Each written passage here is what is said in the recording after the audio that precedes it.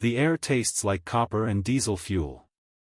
Private John Jack Rigsby crouches in a shallow fighting hole carved from volcanic soil, his fingers wrapped around wood and steel that doesn't belong here. The Winchester Model 70 rests across his knees, polished walnut stock, commercial bluing, a Lyman peep sight he adjusted himself back in Tennessee. It's a deer rifle. A mail-order sporting weapon he bought from a catalog for $47. Around him, 200 Marines clutch M1 Garands. Standard issue. Government approved. Battle tested. They've been mocking him for weeks. Hey Rigsby, you gonna shoot Tojo with your squirrel gun? That thing even fire military rounds? Mail-order Marine over here thinks he's Daniel Boone. The joke stopped feeling funny around the third day of shelling. Now, in the pre-dawn darkness, with Japanese destroyers pounding the airstrip and the jungle alive with movement, nobody's laughing. They're just trying not to die. Rigsby adjusts his position.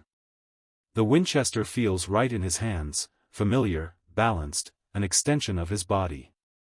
He's been shooting this rifle since he was 16, stalking whitetail through the Smoky Mountains, learning holdover and windage before he ever heard of the Marine Corps. Every scratch on the stock tells a story. Every quirk of the trigger is muscle memory. Across the perimeter, Gunnery Sergeant Kowalski moves through the line, checking positions. He stops at Rigsby's hole, eyes the civilian rifle with undisguised contempt. Still carrying that piece of junk, Private? Yes, Gunny. When a Nambu opens up and you're trying to reload that bolt-action toy, don't come crying to me. Won't have to, Gunny. Kowalski spits. M1 gives you 8-round semi-auto. You got what, 5? 4? 5 in the magazine. 1 in the chamber. Winchester .30-06 Springfield, 180 grain boat tail. Same round the Garand fires, just with better glass and a trigger I actually trust. The gunny's jaw tightens. This ain't the woods, boy. This is war. Respectfully, Gunny, killing's killing. Just depends on who's holding the rifle. Kowalski walks away shaking his head, muttering something about Tennessee hillbillies and their squirrel guns. Rigsby doesn't care. He learned long ago that men who've never hunted don't understand. They see a rifle as a tool issued by the government. He sees it as a covenant between shooter and target. You don't just aim. You read wind. You calculate drop. You control your breathing, your heartbeat, your very existence in the 2 seconds between decision and trigger pull. The Winchester isn't just familiar. It's perfect. And in 6 hours, when the jungle explodes with screaming Japanese infantry and the entire defensive line threatens to collapse, every Marine who mocked him will understand exactly why a Tennessee deer hunter brought his mail-order rifle to war. The eastern horizon begins to glow. Somewhere in the jungle, officers are barking orders in Japanese. Rigsby chambers around. 0600 hours. Henderson Field perimeter. The shelling stopped 20 minutes ago. Now comes the waiting. Rigsby sits with his back against the edge of his foxhole, the Winchester across his lap, cleaning the bolt mechanism with a scrap of oiled cloth. Around him, the Marine line stretches in a jagged semicircle, sandbags, barbed wire, coconut logs, and desperation. 2 months on this godforsaken island have taught everyone the same lesson: the Japanese don't quit, don't surrender, and don't care about dying. They only care about killing. Corporal Danny Martinez drops into the hole beside him, M1 Garand slung over his shoulder, carrying 2 canteens and a handful of crackers that might have been edible in 1939.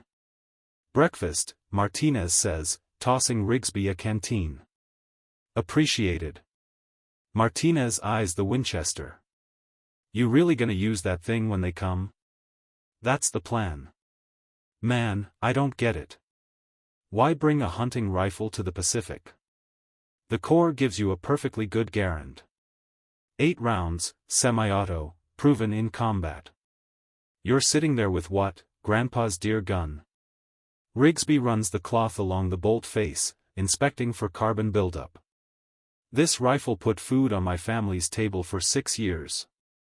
Dropped a buck at 400 yards in a crosswind. Never jammed, never misfired, never let me down once. Deer don't shoot back. True enough. But deer also don't march in straight lines screaming while I'm sitting in a prepared position with clear fields of fire. Martinez laughs despite himself. You're crazy, Tennessee. Maybe. Down the line, Private First Class Eddie Kowalski, the gunny's nephew, leans over from the adjacent foxhole. He's 19, built like a linebacker, and has been giving Rigsby grief since boot camp. Yo, Rigsby. When the Japs come, you gonna ask them to stand still so you can work that bolt? A few Marines chuckle. Rigsby doesn't look up. When they come, Eddie, I'm gonna drop the first officer I see. Then the radio man. Then whoever's carrying the machine gun. You just keep your head down and try not to shoot me in the back. Big talk from a guy with a Sears catalog rifle. Winchester catalog, actually. $47. Best money I ever spent. More laughter ripples through the line. Even Martinez grins. But Eddie isn't finished. Tell you what, Tennessee. When this is over, when we're still alive because of real rifles and real Marines, I'm gonna buy you a drink. And you're gonna admit that bringing a deer gun to Guadalcanal was the dumbest thing you ever did.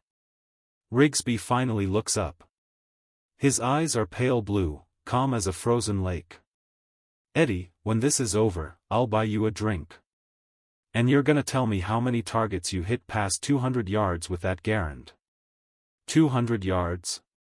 Brother, if they're that far away, I'll let artillery handle it. Artillery's not always available. But a good rifle and a steady hand? That's always available. Eddie snorts. Whatever, man. Just stay out of my way when the shooting starts. He disappears back into his foxhole. Martinez lowers his voice. You really think that thing's gonna make a difference? Rigsby slides the bolt back into the receiver, smooth and precise. Danny, every man on this line has the same rifle except me. Which means every man shoots the same way, same range, same mindset. But those Japanese officers? They're trained to exploit patterns. They watch where fire comes from. They know how Marines fight. So when they come, they'll expect M1 Garands at 150 yards. Semi-auto fire. Volume over precision. He shoulders the Winchester, peers through the Lyman's sight toward the jungle tree 400 yards out. They won't expect a single shot. From distance. Dropping their command structure before they even get close. Martinez goes quiet. Somewhere in the jungle, a bird calls, sharp, unnatural. Not a bird.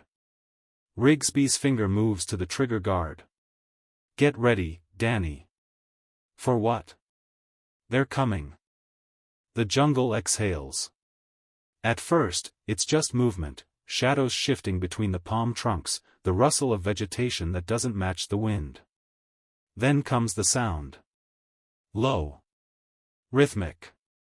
1,000 boots moving through undergrowth, pushing toward the American line with the inevitability of a landslide. Rigsby presses his cheek against the Winchester's stock, breathing slow and deep.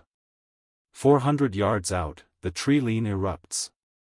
They come in waves, Imperial Japanese Army soldiers in mustard-brown uniforms, bayonets fixed, rifles held high, voices rising in a guttural war cry that turns the air electric.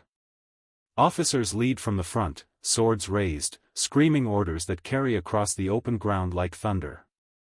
Banzai! Banzai! Banzai!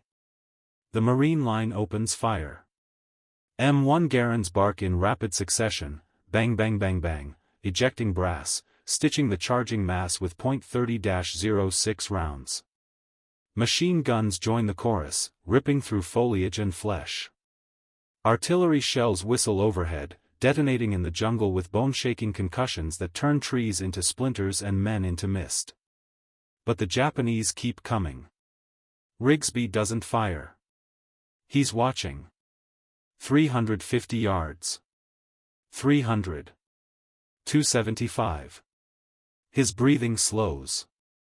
His heartbeat settles into the rhythm he learned stalking elk in the high country, calm, methodical, disconnected from the chaos unfolding around him. The Winchester's crosshairs settle on a figure moving with authority, barking orders, waving a sword. Officer. Probably a lieutenant. Rigsby calculates. Distance, 290 yards. Wind, negligible, left to right, maybe 2 miles per hour. Elevation, slight downhill advantage. The man is moving at a diagonal, roughly 4 feet per second. Let him. Half a body width. The trigger breaks clean. Crack. The officer's head snaps back. He crumples mid-stride, sword spinning away, and the soldiers behind him falter, just for a heartbeat, confused by the loss of their leader. Rigsby works the bolt. The spent casing arcs through the air, glinting in the tropical sun. He's already found his next target. A radioman, crouched behind a fallen log, speaking urgently into a field telephone.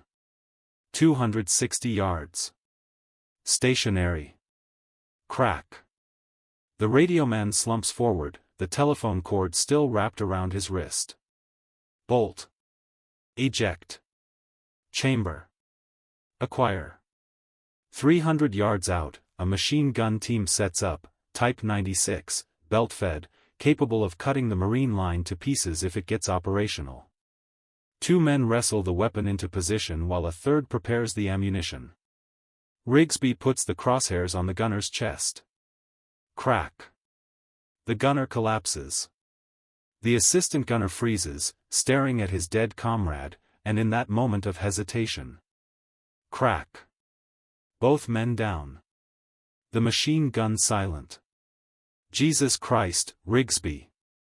Martinez screams over the roar of battle. Where the hell are you hitting them from? Rigsby doesn't answer. He's already scanning for the next officer, the next radio, the next weapon that threatens the line. Around him, Marines pour fire into the advancing horde, desperate, sustained, thunderous. Bullets crack overhead.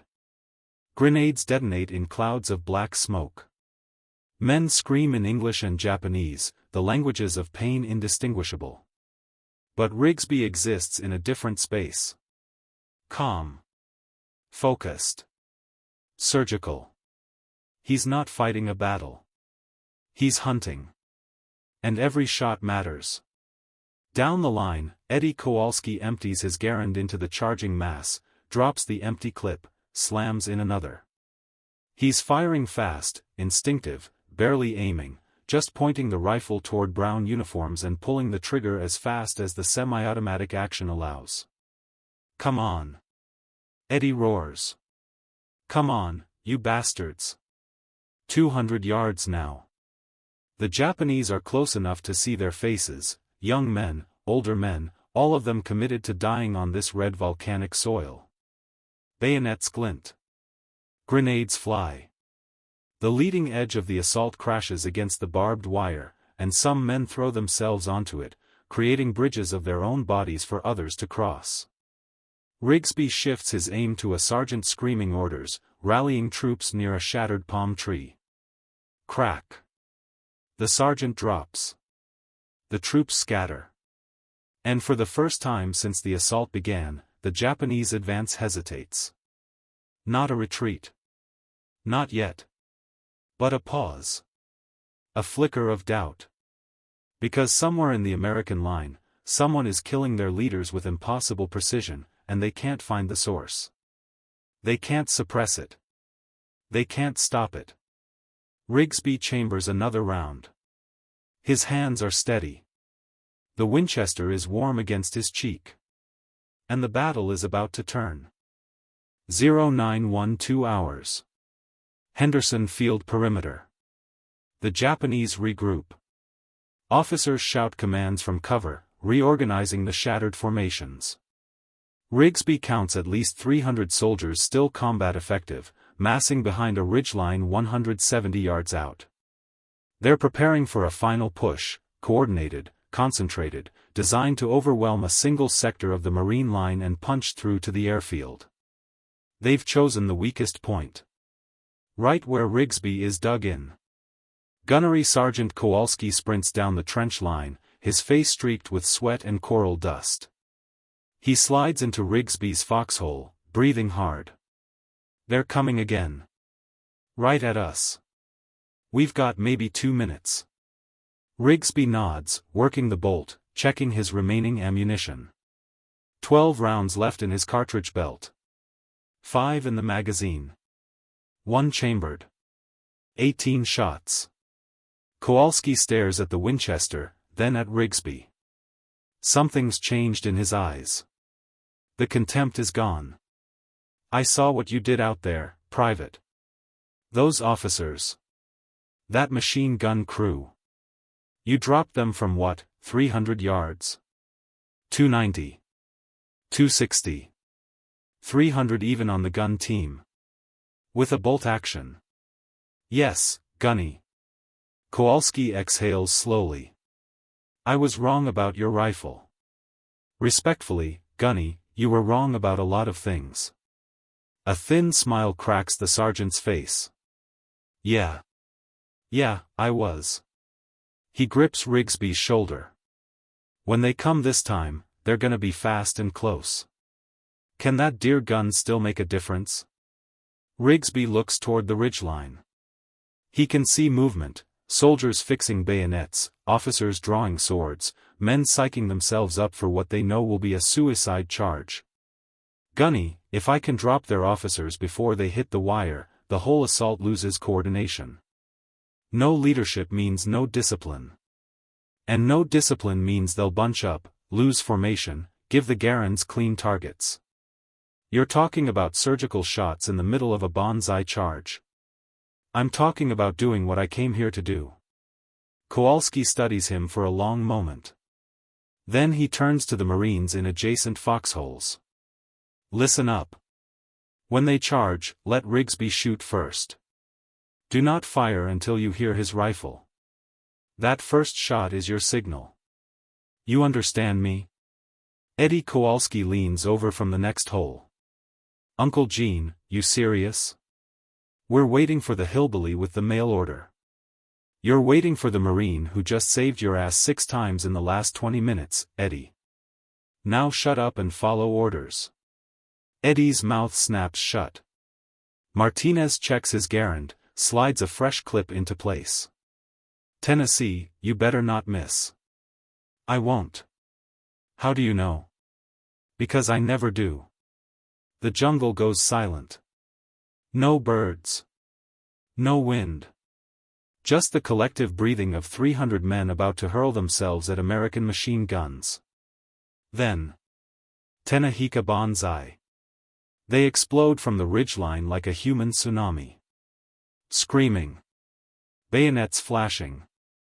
Officers in front, swords raised, leading their men toward death with absolute conviction.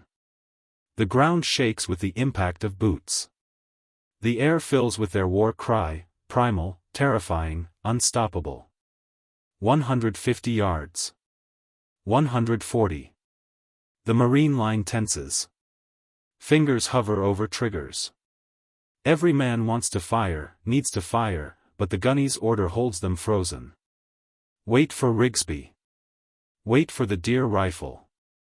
Wait for the impossible shot. Rigsby settles his breathing. The crosshairs find a captain, older, experienced, his sword catching sunlight as he sprints ahead of his troops. The man is moving fast, weaving slightly, a difficult target even at 140. But Rigsby has dropped running deer at twice this distance. He leads the target. Accounts for the downhill angle.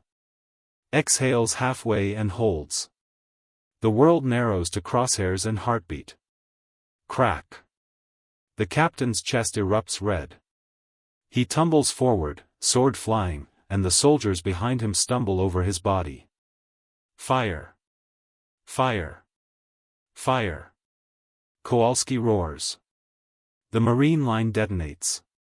M1 Garands unleash hell, semi-automatic fire tearing into the charging mass at point-blank range. Machine guns rake left to right, cutting swaths through brown uniforms. Grenades arc overhead, detonating among the tightly packed Japanese troops with devastating effect. But Rigsby doesn't join the volume of fire. He's still hunting. Another officer, rallying troops near a crater. Crack. Down. A sergeant attempting to flank through tall grass. Crack. Down. A machine gunner trying to set up in a shell hole. Crack. Down. Bolt. Eject. Chamber. Acquire. Fire. Each shot is deliberate. Each shot removes a leader, a weapon, a threat that could tip the balance. While every other Marine pours lead into the mass, Rigsby dissects the command structure with surgical precision. 70 yards. 60. 50. The Japanese reach the wire. Some throw themselves onto it. Others try to cut through. Grenades detonate in their midst. Flamethrowers ignite entire sections, turning men into screaming torches. Still they come. A lieutenant vaults the wire, pistol raised, screaming orders. Rigsby's crosshairs settle on his forehead. Crack. The lieutenant crumples mid-stride, 10 yards from Rigsby's foxhole. And suddenly, impossibly, the charge breaks. Not all at once. Not a rout. But the momentum dies. Soldiers dive for cover, leaderless, confused. The coordinated assault fragments into individual survival instincts. Men retreat toward the jungle, dragging wounded, abandoning weapons. The banzai charge has failed. Martinez stares at Rigsby, his Garand smoking. You just stopped them. We stopped them. No, man. You stopped them. Every time they tried to organize, you dropped whoever was giving orders. Eddie Kowalski's voice cuts through the smoke. Tennessee. Rigsby looks over. Eddie's face is covered in powder residue, his eyes wide. That was the craziest shooting I've ever seen. Rigsby ejects his final spent casing. The Winchester's barrel is hot, the wood stock warm against his palm. Just a mail-order rifle, Eddie. Yeah. Just a mail-order rifle. The jungle smolders. Bodies lie scattered across 400 yards of killing ground. Medics move through the line, checking casualties. Henderson Field is still in American hands. And every Marine who mocked the Tennessee deer hunter now understands exactly what precision means. 1,340 hours. Henderson Field, Command Post. Colonel Merritt Edson stands over a field map, his jaw tight, listening to after-action reports from sector commanders. The Japanese lost over 400 men in the morning assault. The Marines lost 19. It should have been worse. Much worse. Gunnery Sergeant Kowalski enters the tent, rifle slung, face still streaked with coral dust and dried sweat. Sir, you wanted to see me? Edson looks up. Gunny, tell me about Private Rigsby. Sir. Your after-action report claims one Marine with a privately owned hunting rifle killed 11 confirmed, 9 officers, 1 radioman, 1 machine gun team, at ranges exceeding 250 yards. During a banzai charge. Kowalski nods slowly. That's correct, sir. Gunny, I've been in this Marine Corps for 23 years. I've seen expert marksmen. I've seen competition shooters. I've seen scout snipers do extraordinary things. But what you're describing is impossible, sir. I was going to say unprecedented. I watched him do it, Colonel. Every shot deliberate. Every shot purposeful. He wasn't spraying and praying like the rest of us. He was taking apart their command structure, piece by piece. The Japanese couldn't coordinate because every time an officer stood up to rally his men, Rigsby dropped him. Edson leans back against the map table. And he did this with a Winchester Model 70? A civilian deer rifle? Yes, sir. Bought it from a catalog back in Tennessee. $47. He's been shooting that rifle since he was a kid. Where is he now? Cleaning his weapon, sir. And probably getting free drinks from every Marine in the sector. 1,520 hours. Marine position, perimeter line. Rigsby sits cross-legged in the shade of a palm tree, the Winchester disassembled before him on an oiled cloth. He works methodically, cleaning the barrel with a bore brush, inspecting the bolt face, checking the firing pin for wear.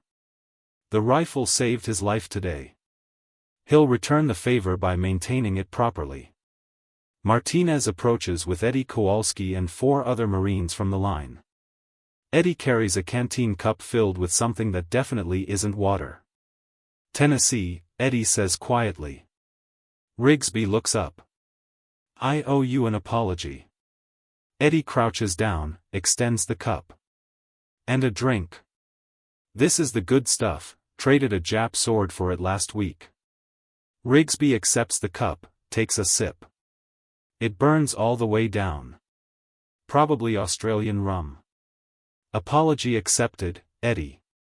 I was wrong. About your rifle. About you. About everything. The other Marines nod. One of them, a kid from Brooklyn named Sullivan, speaks up. Mr. Rigsby, I counted your shots. 18 rounds fired. 11 confirmed kills, probably more we couldn't verify.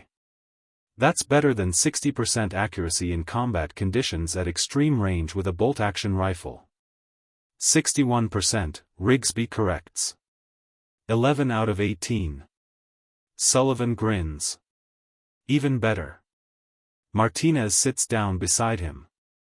They're saying you stopped the whole assault. That without you picking off their officers, we would have been overrun.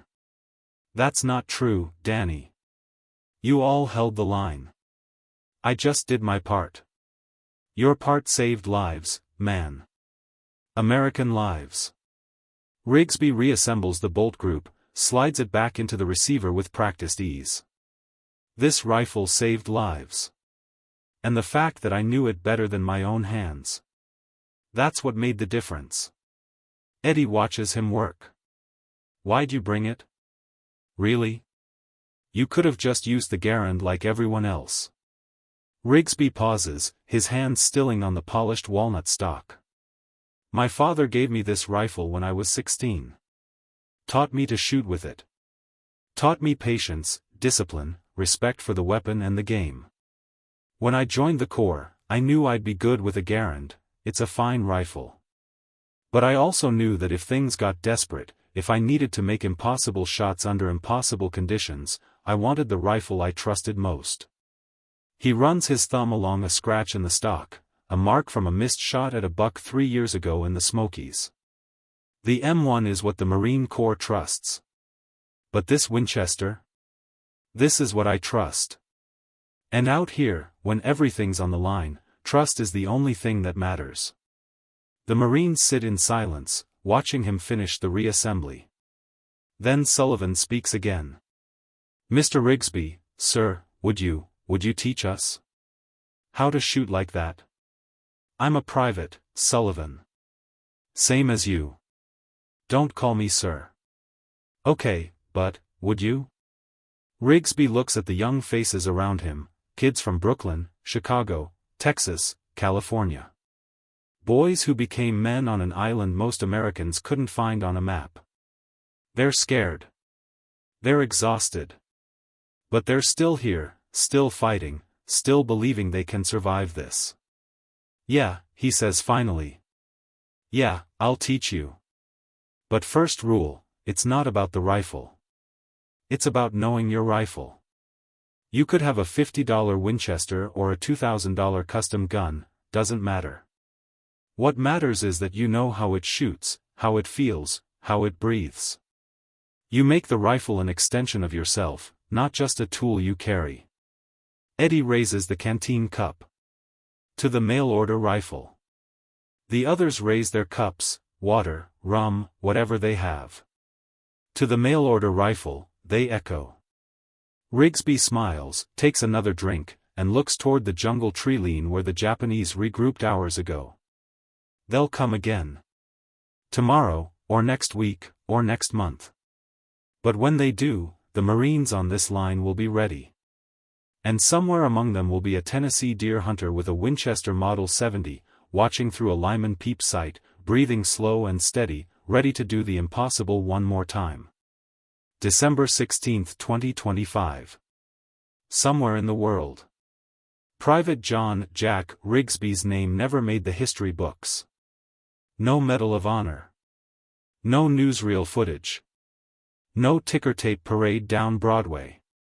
He survived Guadalcanal, fought through Tarawa and Saipan, and came home in 1945 with the Winchester still in his possession.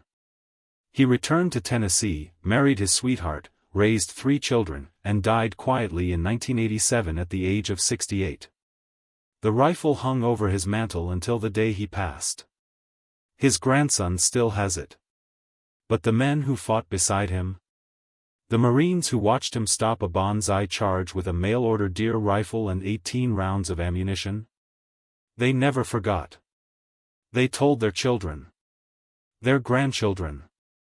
They made sure that somewhere, in some corner of memory, Jack Rigsby's story survived. Because on October 13, 1942, on a volcanic island in the Pacific, one Marine proved that precision beats volume. That familiarity beats standardization. That sometimes the weapon everyone mocks becomes the weapon everyone remembers. And if you haven't already, subscribe to WW2 Battlefields and turn on notifications. We are dedicated to rescuing stories like Jack Rigsby's from the dusty footnotes of history. Every week, we dive into the archives to bring you tales of impossible courage, tactical brilliance, and ordinary men who did extraordinary things on the battlefields of World War II. Now, we want to hear from you. Drop a comment below and tell us, where are you watching from today? Did someone in your family serve in the Pacific? Just let us know you're here. You're not just a viewer, you're part of the community keeping the memory of these warriors alive. Thank you for watching. Thank you for remembering.